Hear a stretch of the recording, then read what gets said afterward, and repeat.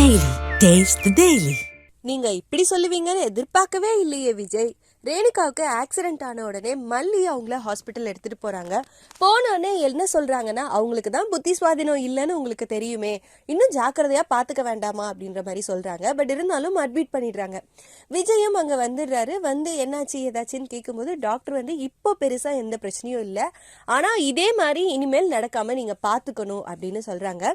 So ரேணுகாவையும் காட்டுறாங்க. அவங்களும் பெட்ல அமைதியா படுத்துதான் இருக்காங்க. விஜய் வந்து ரொம்ப எமோஷ்னலா மல்லியை பார்த்து, நீ எங்க கொலைசாமி மாதிரி எங்க கூடவே இருந்து எங்க எல்லாரையுமே நீ தான் பாத்துக்கிற அப்படின்னு சொல்றாரு. கொலைசாமி அளவுக்கு நீங்க கொண்டு போக வேண்டாம், அதை மல்லியும் எதிர்பார்க்கல, நாங்களும் எதிர்பார்க்கல. அவங்களுக்கு தேவை ஒரு நல்ல லைஃப், அது உங்களால கொடுக்க முடியும்னு அவங்க நம்பி உங்க கூடவே இருக்காங்க. அதுக்கு என்ன வழி செய்ய போறீங்க விஜய்? பார்க்கலாம் என்ன நடக்க போகுதுன்றத எபிசோட் பார்த்து தெரிஞ்சுக்கலாம். என்ன கேஸ் மேடம்?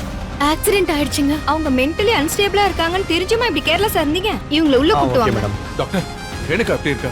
இப்போ உங்களுக்கு பெருசா எந்த ப்ராப்ளமும் இல்லை, இனி கவனமா பாத்துக்கணும். ரொம்ப தேங்க்ஸ் மல்லி, நீ எங்க கொலசாமியா எங்க கூடவே இருக்க மல்லி.